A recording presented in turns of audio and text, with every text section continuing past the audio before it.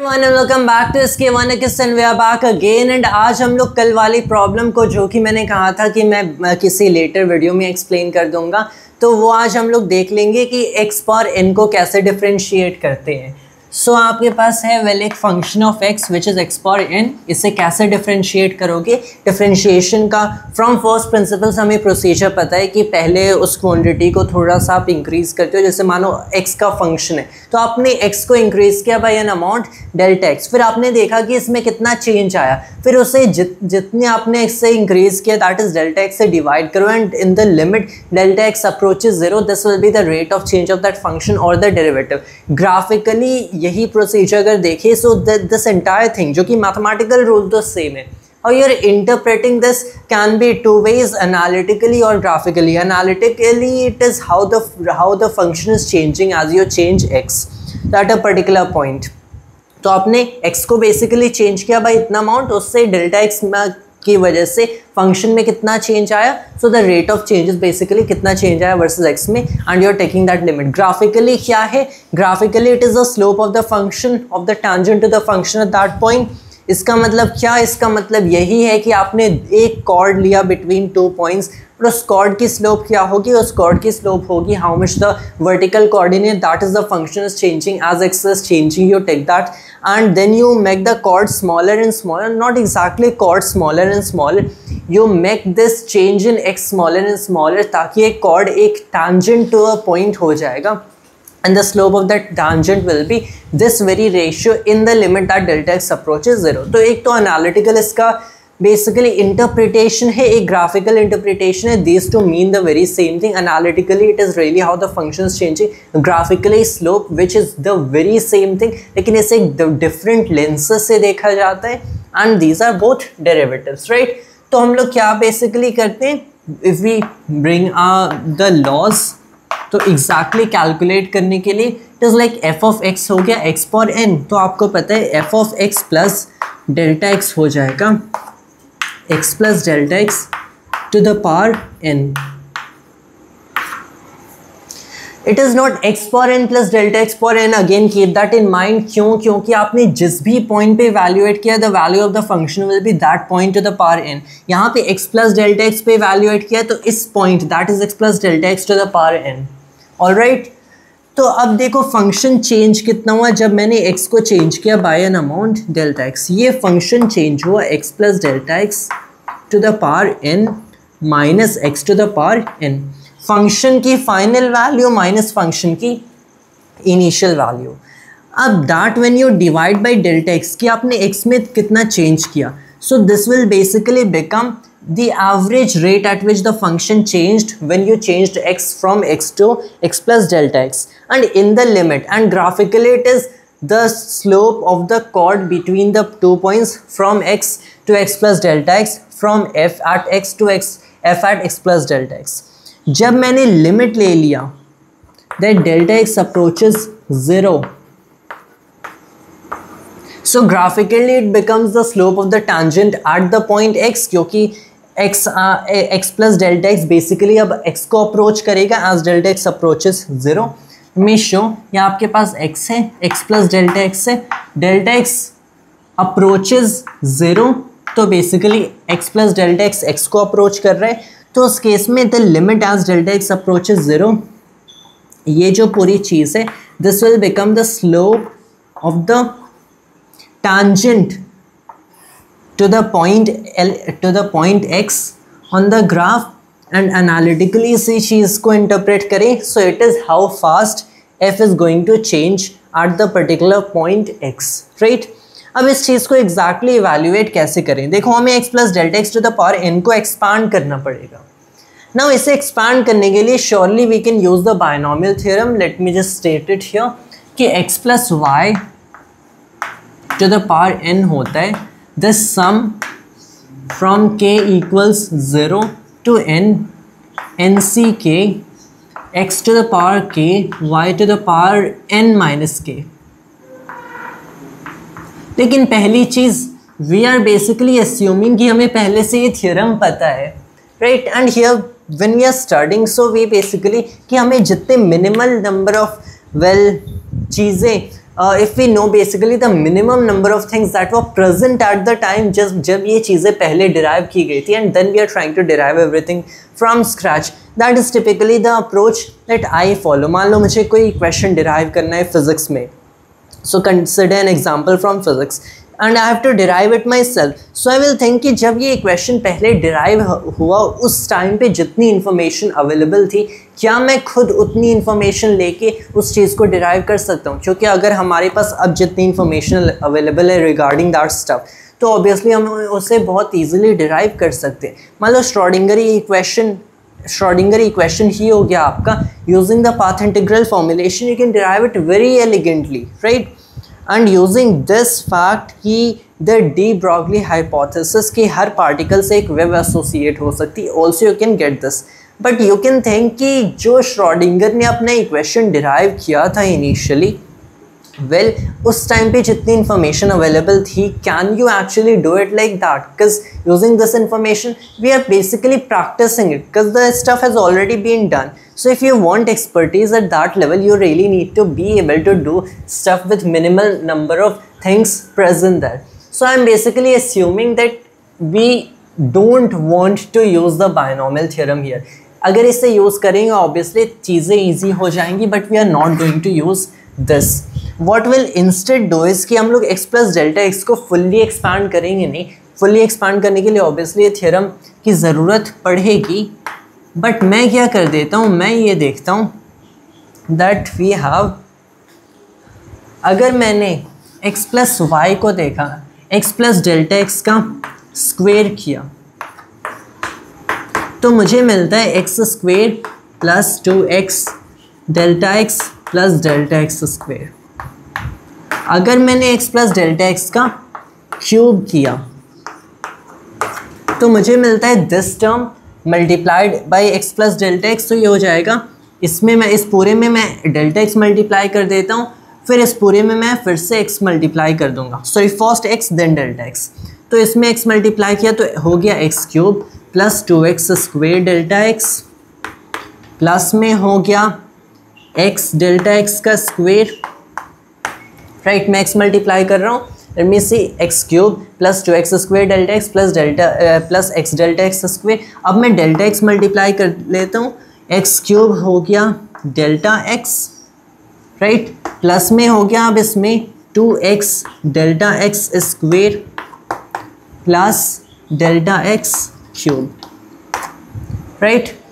अब वैसे अगर मैंने इसमें x plus delta X multiply किया, so it will basically go like, उसमें x plus delta X multiply करो तो और पावर्स इंक्रीज होंगे और कोएफिशिएंट्स आएंगे, it can go on and on. एक चीज़ अगर आप देखो, आपके पास अगर x plus delta x to the power n होगा, तो एक तो आपका delta x to the power n वाला टर्म यहाँ पे होगा ही होगा.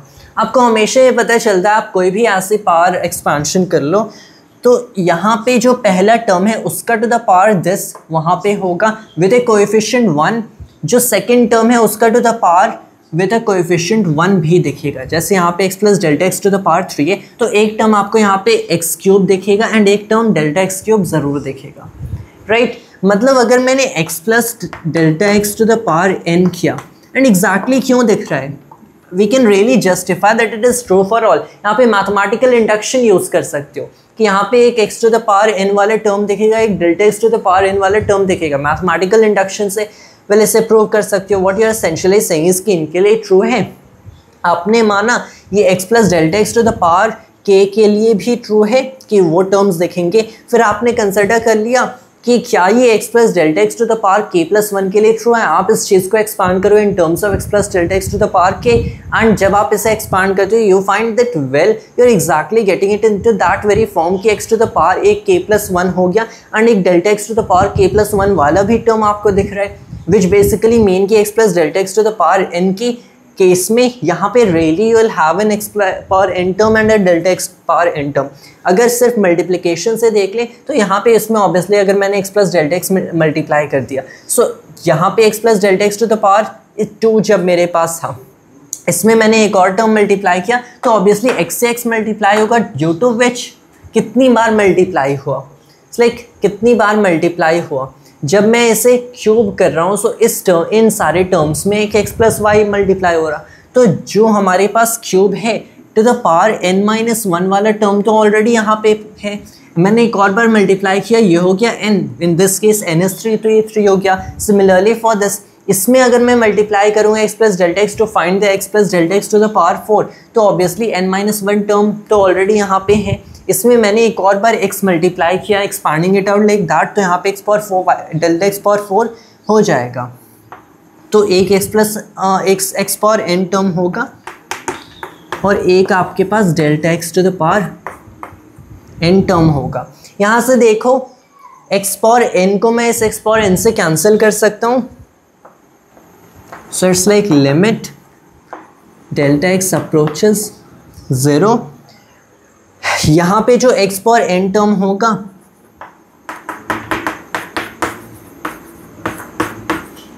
तो एंड यहाँ पे एक x पावर n टर्म है ओवर डेल्टा एक्स, इन दोनों टर्म्स को मैं कैंसिल कर दूंगा। बचे कौन से टर्म्स? बचे ये बीच के टर्म्स जो कि x के दूसरे एक्सपोनेंट्स लेस देन 1 पे पावर है and multiplied by delta X and एक delta x to the power n।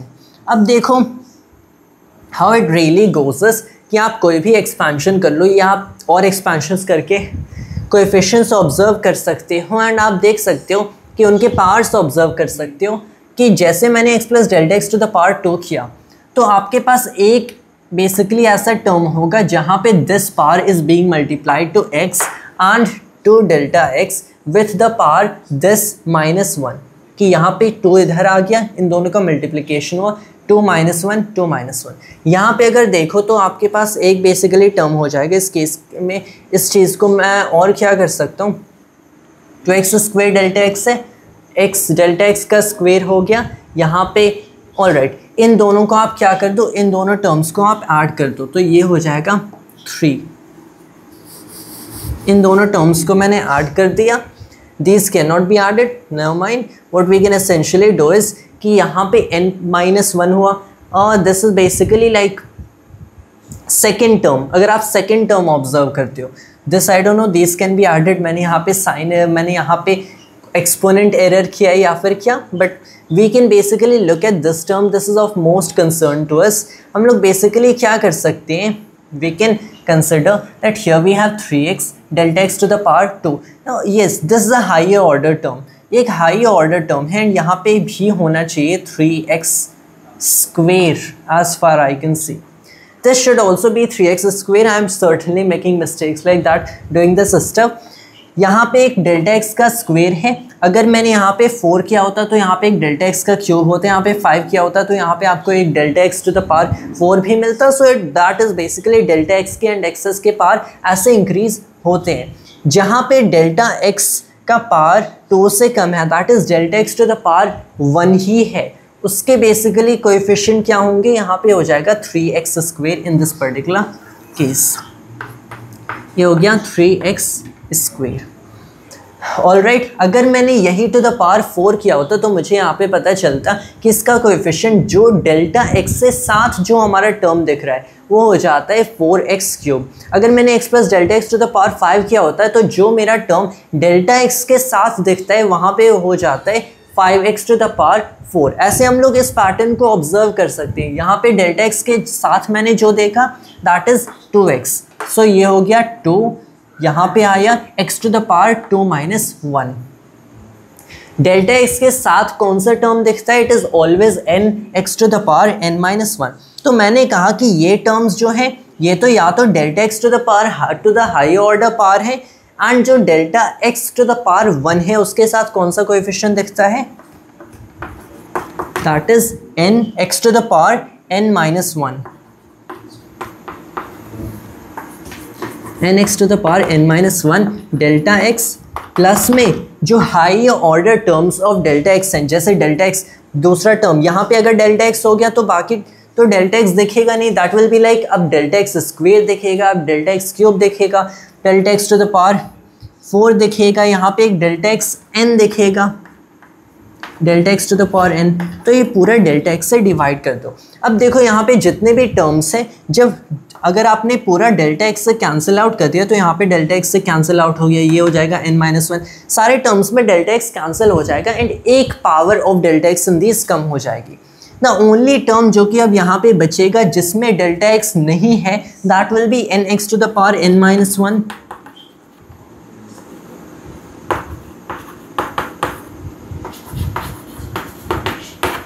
Plus में बाकी सारे टर्म्स में एक या दो या फिर depending on this n minus 1 तक डेल्टा एक्स की पावर्स बची रहेंगी। जब आपने फिर लिया limit that delta X approaches 0, so you have all the delta x is approaching to 0, तो आपने यहाँ पे सब जगह डेल्टा एक्स रख दिया एंड जहाँ जहाँ भी आपका डेल्टा एक्स मल्टीप्लाइड है, सो ऑब्वियसली वो टर्म 0 हो गए। This is the only sole term जहाँ पे डेल्टा एक्स नहीं अपीयर कर रहे हैं, so it basically doesn't even make any sense कि आप यहाँ पे 0 कर दो, क्योंकि well there is no delta X here, so this term doesn't depend on the limits as delta X approaches 0, so this is equal to N X to the power N minus 1 only, बाकी सारे terms 0 हो गए, so it basically becomes N X to the power N minus 1, so this is that limit, thus this should be the derivative. यहाँ पे एक और बार I can prove this point because it might not make very much sense at first। हम लोगों ने x को x plus delta x किया, now we are expanding x plus delta x, not exactly expanding, हम लोगों ने बस ये ऑब्जर्व किया कि एक टर्म होगा x पावर n से, जो कि हम लोगों ने इस x पावर n से कैंसिल कर दिया, delta x to the power n होगा, फिर delta x to the power high order powers भी आपके पास होंगी, पहले एक डेल्टा x होगा, फिर डेल्टा x स्क्वेयर होगा, डेल्टा x क्यूब होगा, delta x to the power 4 होगा, delta x to the power 5, जब तक ये delta x to the power n ना हो जाए। उसमें x मल्टीप्लाइड होगा, काफ़ी सारी कोएफिशिएंट्स मल्टीप्लाइड होंगी, but they are of no value to अस।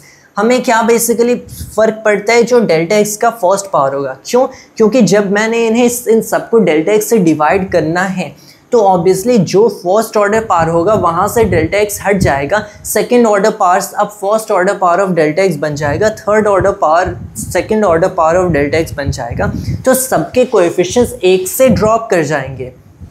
तो उस केस में जब मैं लिमिट डेल्टा एक्स अप्रोचेस 0 करूंगा, तो जहाँ पे delta X and delta x square and delta X cube ये सारे टर्म्स दिखे वो तो 0 हो जाएंगे, तब मेरा कौन सा टर्म बचेगा जहाँ कोई डेल्टा एक्स नहीं होगा? तो जहाँ कोई डेल्टा एक्स नहीं होगा वो इस एक्सपेंशन में वही टर्म होगा जहाँ पे एक सिंगल आपको delta x to the power 1 मिल रहा है, तब जब इसको डेल्टा एक्स से डिवाइड किया तब आपको कोई डेल्टा एक्स नहीं मिला। तो यहाँ पे बस जो टर्म हमें मैटर करता है, क्योंकि बाकी सारे टर्म 0 हो जाएंगे, x plus delta X power n की एक्सपेंशन में हमें सिर्फ वही टर्म मैटर करता है जहाँ पे डेल्टा एक्स का पावर 1 ही होगा। This will be the only term that will contribute to the limit. बाकी सारों को जब आप डेल्टा एक्स से डिवाइड करोगे तो 1 से पावर कम हो जाएंगे, but as long as delta x is there in the limit delta x approaches 0, these terms will become 0। तो ये टर्म क्या बन जाएगा? ये तो सिंपली 1 बन जाएगा। तो इसका जो आपका यहाँ पे जो कोएफिशिएंट होगा ऑफ x एंड जो भी नंबर, ये आपको बस ऑब्जर्व करना है। यूजिंग दिस आपने x प्लस डेल्टा एक्स का स्क्वेयर किया, x प्लस डेल्टा एक्स का क्यूब किया, x प्लस डेल्टा एक्स का पावर 4 किया, आपको पता चलता है this is always and always n x to the power n minus 1।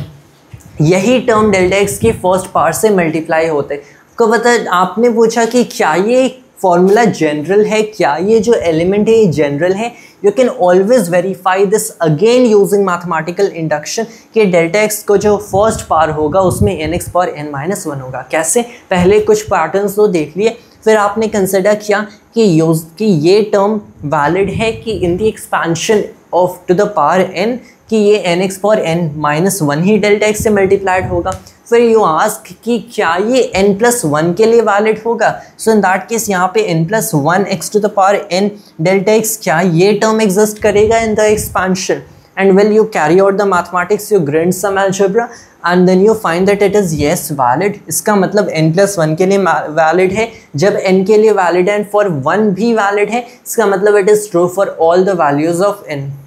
So in that case, we can say that this is a general term and you can try that using mathematical induction, it works. So this is the only thing that dominates। ये फिर हम लोगों ने limit लगा दिया, n x power n minus 1 आया। इसका मतलब क्या? इसका मतलब the derivative of x power n with respect to x basically becomes n x to the power n minus 1। अब जब हमें एक्स स्क्वेयर या एक्स क्यूब को डिफ्रेंशिएट करने, we don't have to go through the trouble of going through all this. हम लोग बस क्या देख सकते हैं कि एक्स स्क्वेयर को डिफ्रेंशिएट करना है, मैंने 2 यहाँ पे लाया एंड यहाँ से एक पावर कम कर दिया। एक्स क्यूब को डिफ्रेंशिएट करने मैंने 3 यहाँ पे लाया, यहाँ से एक पावर कम कर दिया। 4x टू द पावर 5 को डिफ्रेंशिएट करने मैंने पावर यहाँ पे लाया। अब यहाँ पे ऑलरेडी एक टर्म है, सो देखो 4x पावर 5 का डिफ्रेंशिएशन इज 4 टाइम्स में x पावर 5 का differentiation. That is really how it works कि अगर मेरे पास 4x पावर 5 है, कोई भी कांस्टेंट टाइम्स में टर्म है, टाइम्स में एक फंक्शन है, तो कांस्टेंट को बाहर लेते हो, फिर इस फंक्शन को डिफ्रेंशिएट करके मल्टीप्लाई कर देते हो। क्यों ऐसा होता है? क्योंकि आपने अगर इस पूरी लिमिट को इवैल्यूएट करने की कोशिश की, आप सारे टर्म्स में से देखोगे इस कांस्टेंट को बाहर फैक्टर आउट कर सकते हो। इसी केस में मान लो अगर मेरे पास होता function of x is c x power n, तो मैंने कहा कि function at x plus delta x is basically c x plus delta x to the power n. अब यहाँ पे सी नहीं होगा, यहाँ पे सी नहीं होगा, सी विल बी बाहर, क्योंकि एक्स प्लस डेल्टा एक्स पे जब इवैल्यूएट करूँगा तो जो मेरा टर्म है जिस पॉइंट पे इवैल्यूएट किया उसका nth पावर हुआ, सी तो फिर उससे मल्टीप्लाइड होगा, राइट। तो सी यहाँ पे होगा, तो सी यहाँ पे है, सी यहाँ पे मैंने कांस्टेंट लिया, जब इससे कांस्टेंट बाहर लिया, this is basically x power n की डिफरेंशिएशन। तो इस लिमिट में बेसिकली क्या होता है, सी पूरे लिमिट से बाहर हो जाता है, मल्टीप्लाई हो जाते हैं।